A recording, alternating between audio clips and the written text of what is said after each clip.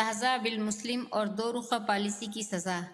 حضرت حسن رضی اللہ تعالیٰ عنہ فرماتے ہیں کہ جناب نبی اکرم صلی اللہ علیہ وآلہ وسلم کا ارشاد ہے، ایک شخص کو جنت کا دروازہ کھول کر بلایا جائے گا، جب وہ قریب پہنچے گا تو بند کر لیا جائے گا، پھر دوسرے دروازے سے آواز دی جائے گی، وہاں بھی یہی سلوک ہوگا، غرض یہاں تک کہ وہ نا امید ہو کر جانا چھوڑ دے۔ یہ اس شخص کی سزا ہے جو لوگوں سے مذاق کیا کرتا تھا اور لوگوں کو دھوکہ دیا کرتا تھا۔ حضرت ابو ہریرہ رضی اللہ تعالیٰ عنہ کی روایت ہے کہ رسول مقبول صلی اللہ علیہ وآلہ وسلم نے فرمایا، بدترین انسان وہ شخص ہے جو دو منہ رکھتا ہے، ایک منہ سے اس کے پاس جاتا ہے، دوسرے منہ سے دوسرے کے پاس جاتا ہے۔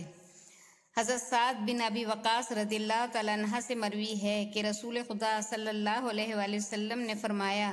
جو دنیا میں دو منہ رکھتا ہے، یعنی کسی سے کچھ اور کسی سے کچھ کہتا ہے، تو قیامت کے دن اس کے دو منہ ہوں گے اور دونوں منہ آگ کے ہوں گے۔